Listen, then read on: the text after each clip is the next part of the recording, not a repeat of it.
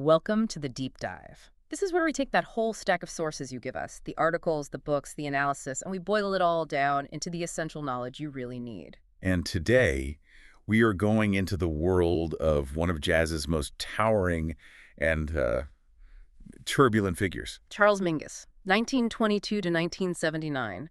He was just this foundational giant, a composer whose legacy is a mix of, well, blistering genius and equally blistering fury. Absolutely. He was, without a doubt, one of the greatest bassists, composers, and band leaders of the entire 20th century. I mean, not just in jazz, but in music, period. His career spanned, what, 3 decades? Over 3 very turbulent decades, yeah.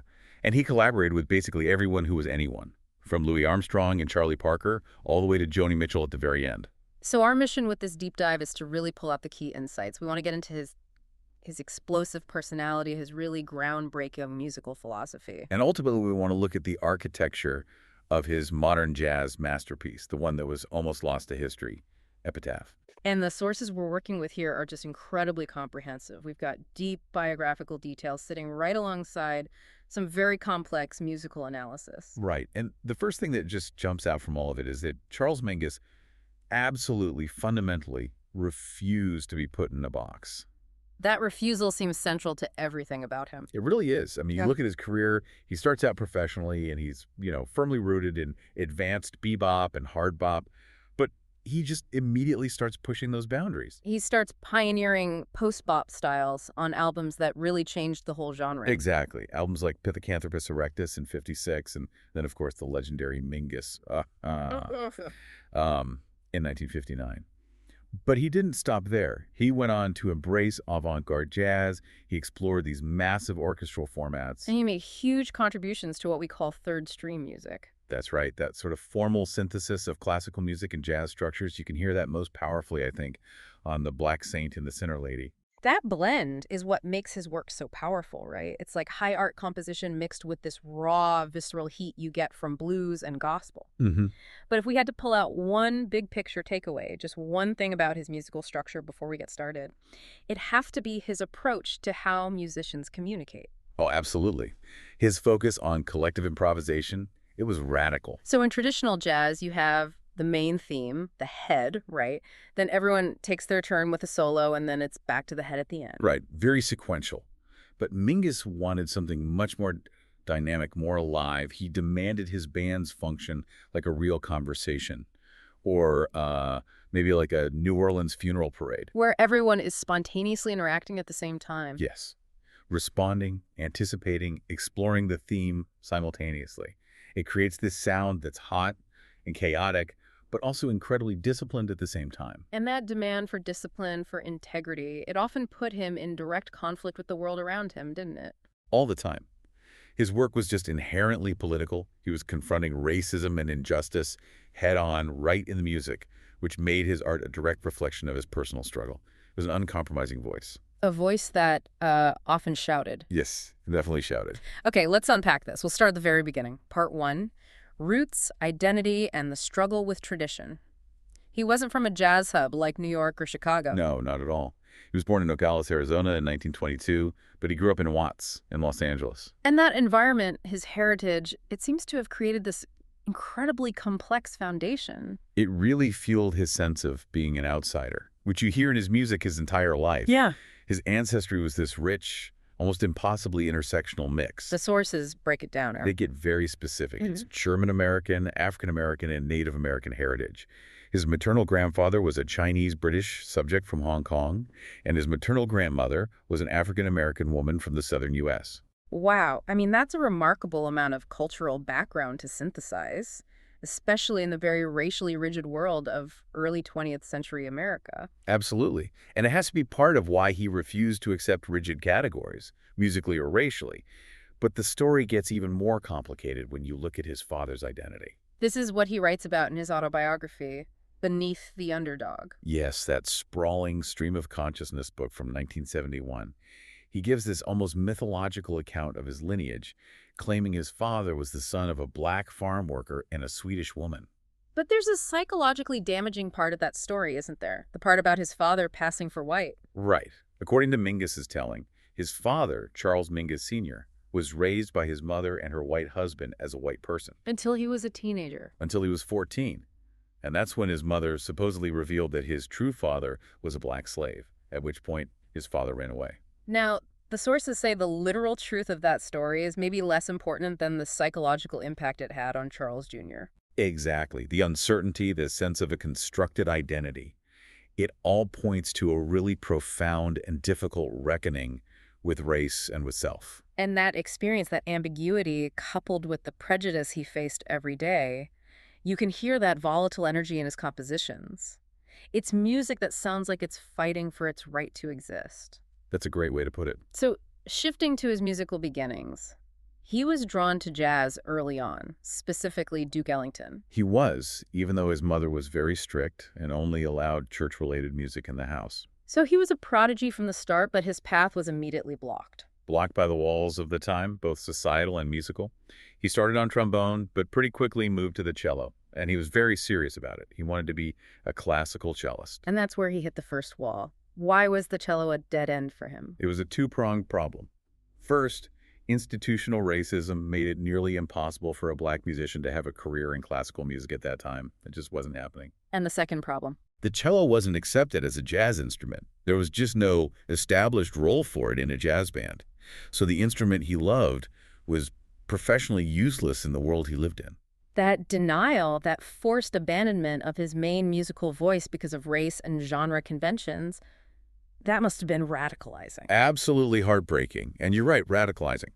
The sources note that even after he was forced to switch to the double bass in high school, his first teacher, Red Callender, said his cello technique was still dominant.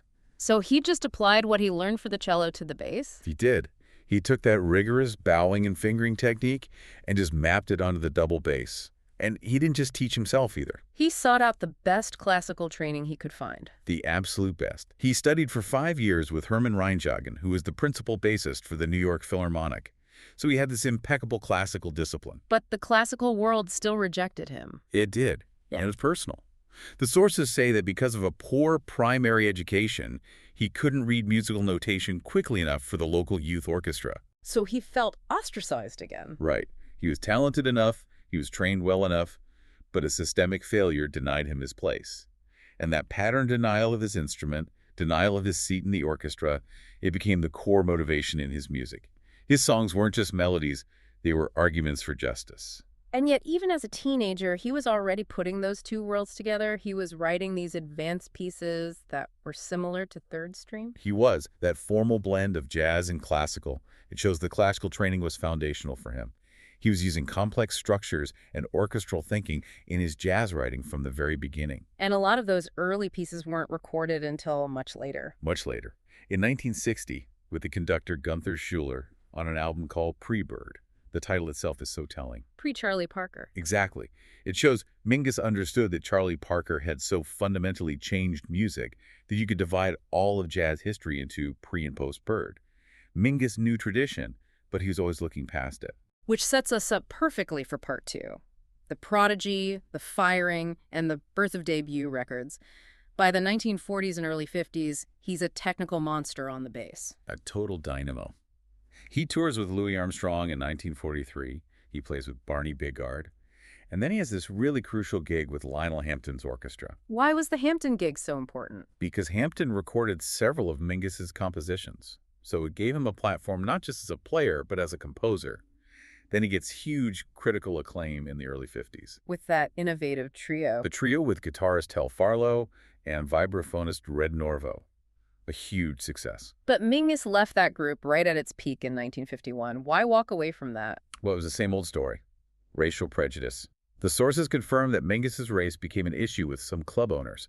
And rather than put up with it, he just quit. He refused to let anyone dictate his dignity. That volatility, that refusal to compromise, it leads him straight into his most famous conflict. The Duke Ellington incident. 1953. Mingus is subbing in Ellington's band. I mean, that's the absolute pinnacle of jazz. And his time there was legendary for how short it was. Ellington, the smoothest, most diplomatic leader in jazz history, had to personally fire him. Mingus was one of the only musicians Ellington ever fired. One of a tiny handful. Yeah. And it was because of his, quote, notorious temper. What was the specific fight about? a massive backstage blowout with the trombonist Juan Teasel.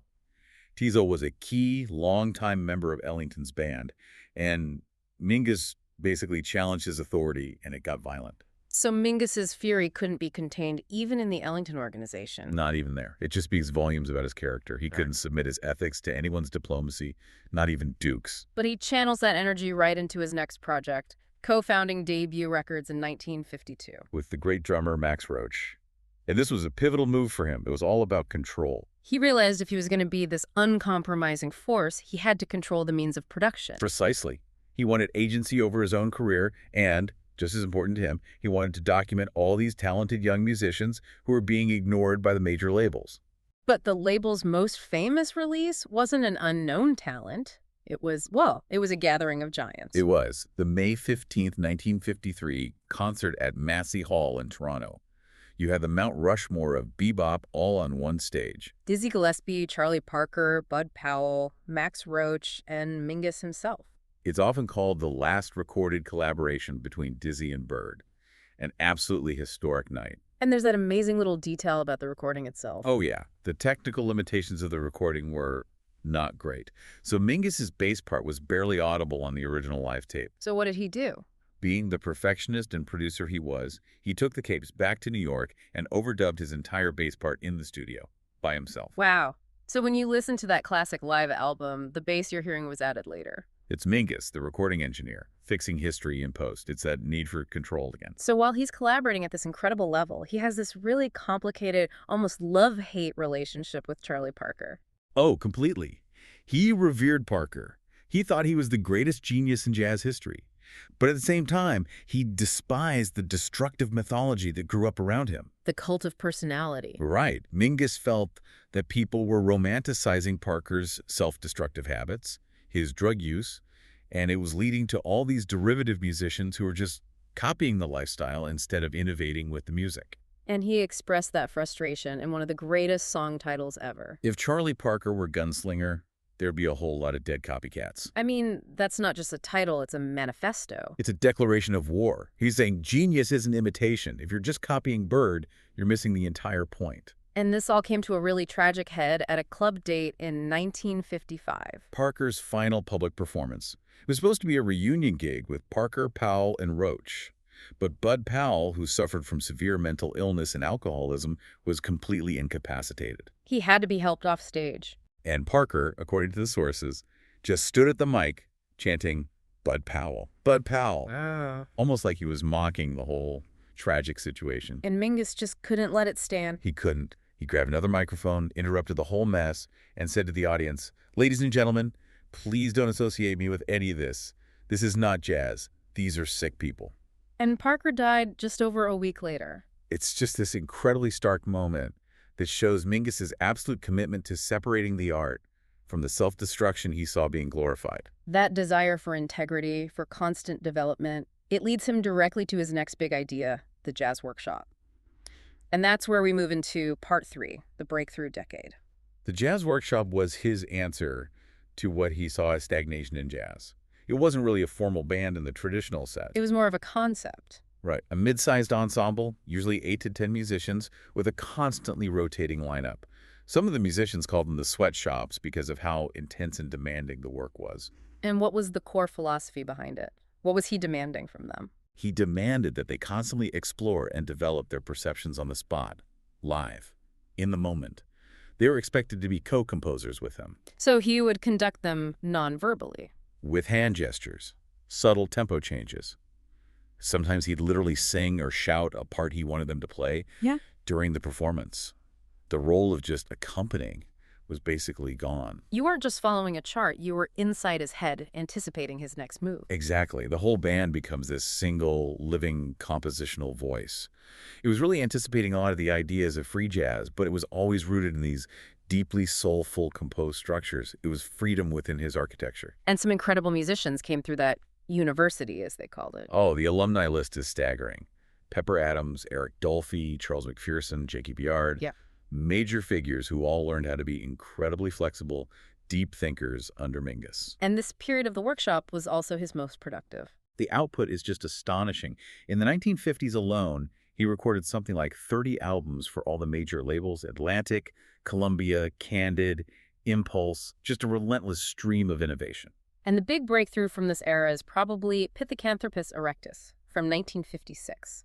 This is seen as his first major work as a band leader. It was a massive compositional statement. He was writing specifically for the personalities in his band, like the adventurous saxophonist Jackie McLean.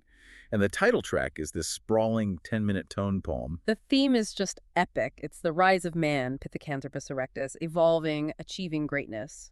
And then his eventual downfall and self-destruction. It's symphonic in its ambition, but the most innovative part was the structure. This is where he introduces pure, free improvisation. Yes, there's a section of the piece where Mingus's only instruction was to improvise freely. No theme, no chords, no fixed structure, just explore. That was a truly radical move in 1956. It cemented his role as this bridge between tradition and the avant-garde. This era also brings in his most important collaborator, the drummer Danny Richmond. Richmond first appears on the 1957 album The Clown, and from that point on, he was Mingus's guy. He stayed with him until Mingus died in 1979. What made their connection so special? They just formed one of the most versatile rhythm sections ever. Richmond could play the deepest, swampiest blues grooves, and then on a dime, pivot to the most abstract, free jazz polyrhythms Mingus could throw at him. And when they were joined by the pianist Jackie Biard... They were dubbed the Almighty Three, just a testament to the power of that rhythm section. Now, before we move on, we have to talk about the most bizarre, unexpected detail from this period. The catalog. The famous catalog. Yes. In 1954, Charles Mingus, the great avant-garde composer, published a mail-order guide. It was called The Charles Mingus Adalogue for Toilet Training Your Cat. And this wasn't a joke. Not at all. It was a serious instructional pamphlet with detailed steps on how to train your cat to use a human toilet. How does that even compute? The man is composing these epic tone poems about the downfall of civilization, and he's also writing a manual for feline hygiene. I think it speaks to that central theme of his personality, an obsessive need for control and order. Whether it's the spontaneous flow of his musicians or the domestic habits of his pets, he demanded perfection and compliance in every single corner of his life. It's hilarious, but it's also incredibly insightful. It really is. It underscores the whole duality of the man. And that duality brings us right into part 4. Masterpieces, experimentation, and controversy. And it's all centered on one landmark year. 1959. Just an unbelievable year for jazz. You have Dave Brubeck's Time Out, Miles Davis's Kind of Blue, John Coltrane's Giant Steps. And Mingus's contribution, stands right there with them. It's a masterpiece, a collection of songs that are now standards. It has the beautiful, moving elegy for Lester Young. Goodbye, Pork Pie Hat. A stunning piece of music. But the most important and most political track on that album was the original version of Fables of Faubus. This was a direct protest against Orville Faubus, the governor of Arkansas, who had become nationally infamous for defying school integration during the Little Rock crisis. It was incredibly brave protest music for the time. Mingus was using the language of jazz to make this explicit, biting political statement.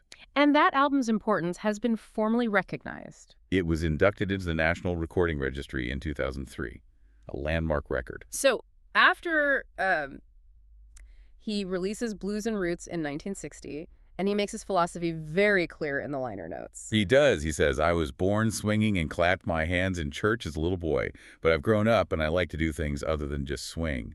But blues can do more than just swing." What did he mean by that? How is he expanding the blues?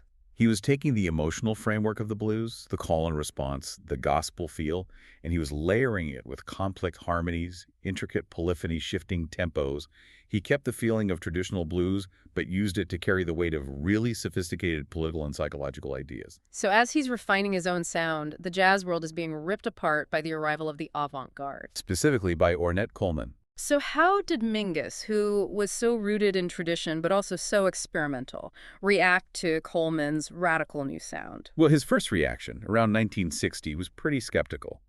He famously said something like, "If the freeform guys could play the same tune twice, then I would say they were playing something." He thought it was just random noise. He suspected it was more accidental than deliberate. But Mingus never, ever ignored a challenge. And he responded in the most Mingusian way possible. He did. That very same year, he forms a new quartet. It's got Danny Richmond, trumpeter Ted Curson, and the brilliant Eric Dolphy.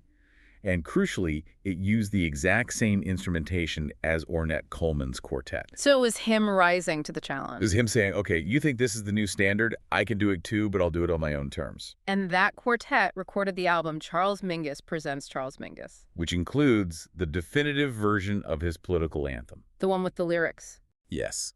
Original Faubus Fables. See, Columbia Records had censored the lyrics on the Mingus version. So Mingus used this new album on a more independent label to restore the explicit, damning political commentary he originally intended. Fast forward to 1963. This is where we get what many people call his single greatest achievement in orchestration. The Black Saint and the Sinner Lady. It's a monolith of a record. The sources call it one of the greatest achievements in orchestration by any composer in jazz history. It's a massive 6-part suite, structured almost like a modern ballet, incredibly dense and demanding. And the liner notes for the album are just as unique as the music. It's an incredible act of self-exposure. Mingus asked his own psychotherapist, Dr. Edmund Pollock, to write the liner notes. Wow. And Dr. Pollock interprets the music as a reflection of Mingus's inner world, his struggles, his conflicts. It's a level of vulnerability you just don't see, especially from an artist with his tough reputation. And at the same time, he releases a completely different kind of album. Mingus plays piano, an unaccompanied solo piano album. Just to remind everyone that he was a formidable pianist and composer, not just a bassist and band leader. The range in that 1 year is just mind-boggling. But in the middle of all this success, there was one major catastrophic failure. The Town Hall concert in October of 1962. A total train wreck. Complete disaster. It was supposed to be a live workshop and recording session for a huge new work.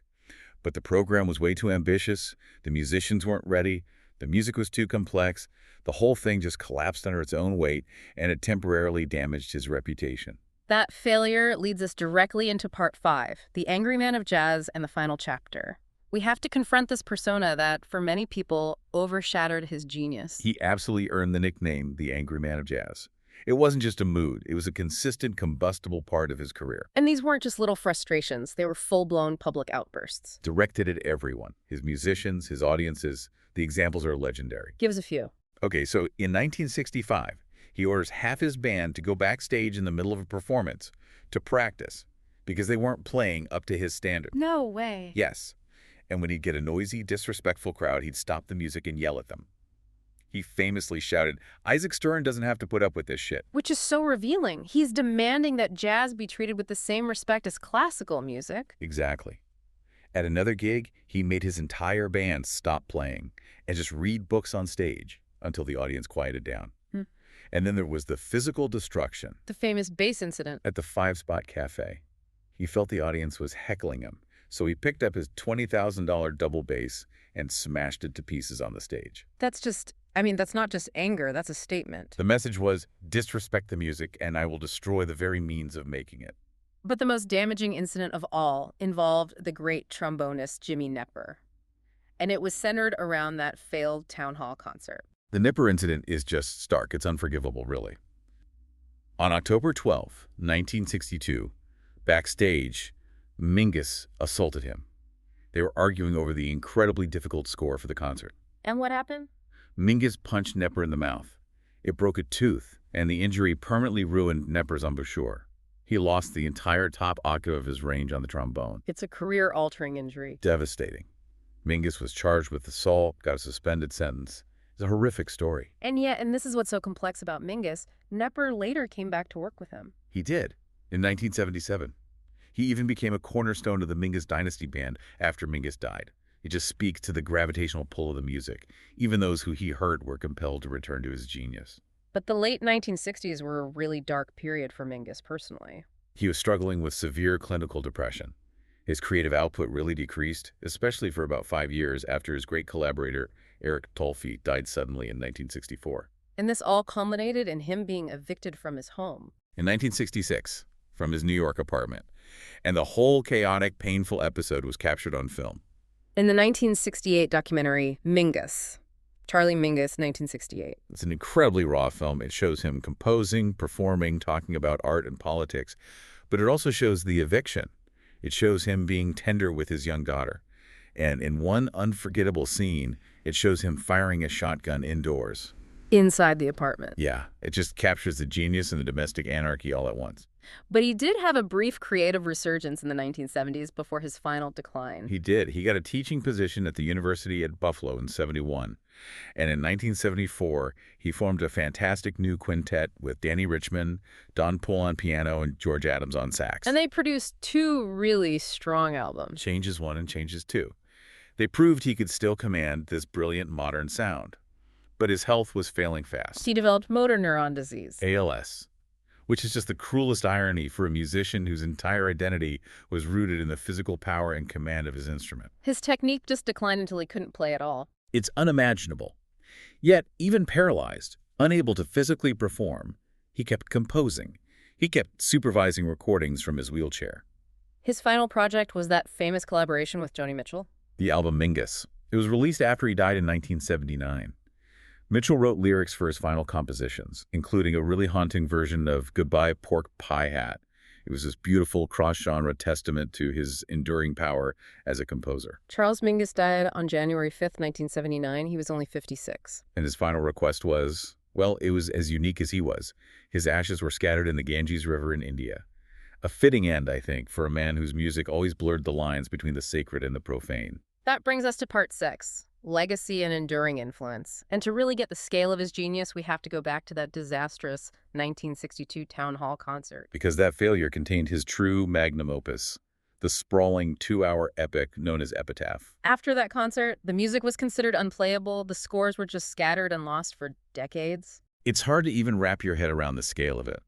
The sources confirm it's 4,235 measures long. It takes 2 hours to perform. It's one of the longest jazz compositions ever written. So how was this masterpiece recovered? It's an incredible story. A musicologist named Andrew Homsey spent years, literally years, painstakingly tracking down all the chaotic, handwritten scores and parts that Mingus left behind. He had to piece it all together like a giant puzzle. And when was it finally performed? Not until 1989, a full decade after Mingus died. It was premiered by a 30-piece orchestra conducted by Gunther Schuller, the same man who'd recorded his pre-Bird compositions 30 years earlier. That's amazing. The fact that his most ambitious work wasn't heard until after his death perfectly symbolizes his whole career, always ahead of his time. And thankfully, his music is kept alive today through what you could call the Mingus enterprise. Right. His widow, Sue Graham Mingus, manages the Mingus Big Band, the Mingus Dynasty, and the Mingus Orchestra. They ensure his complex charts are constantly being performed and reinterpreted, keeping that spirit of the jazz workshop alive. And his compositions attract people from outside of jazz, too. Oh, absolutely. The sophistication of his melodies. I mean, you have artists like Elvis Costello writing lyrics for his tunes. It just proves the music operates on this universal level. We also have to circle back to his autobiography, Beneath the Underdog. It's not a normal memoir. It's this chaotic stream of consciousness book. And yeah, it's full of sensational claims affairs, I suppose his career as a pimp, that definitely fueled his wild legend. But its real value is as a window into his mind. Exactly. It's an essential source for understanding his psyche, his radical views on race, the trauma he endured. It makes it clear that the man, the trauma, and the fury are completely inseparable from the art. And finally, the academic and historical worlds have formally recognized his importance. Massively. Gunther Schuller argued that Mingus should be ranked among the most important American composers, period, not just jazz composers. And then in 1993, the Library of Congress. They acquired his entire collection. All of it. The scores, recordings, letters, and they called it the most important acquisition of a manuscript collection relating to jazz in the library's history. A huge formal endorsement of his significance. It all comes full circle. To recap the honors: The Guggenheim Fellowship, Downbeat Jazz Hall of Fame, a U.S. Postal Stamp, a Grammy Lifetime Achievement Award. The list goes on. His contribution was just monumental. He was this demanding, volatile genius who used collective improvisation and his deep understanding of his musicians to create art that was hot, soulful, and deeply political. He's considered the true heir to Duke Ellington. And Ellington himself saw it. He once said Mingus reminded him of young Duke, citing their shared organizational genius. Mingus just took that genius and fused it with his own uncompromising, often violent fury. The result was art that was never polished, but always painfully honest. So what does this all mean for you, the listener? We've charted the volatility, the fights, the firings, the smash bass, the sheer turbulence of his creative process. It really raises this fundamental question about art and the artist. Given Mingus's extreme volatility, the chaos he inflicted on people, does the raw, unflinching emotion you hear in his greatest music somehow justify all of that? Or is the immense, messy complexity of his difficult life simply inseparable from the complexity of his groundbreaking art? We'd encourage you to go explore the sprawling magnificence of Epitaph or go back to Mingus and really contemplate that duality of genius and fury. Thank you for joining us on this deep dive into the singular world of Charles Mingus. We'll catch you next time.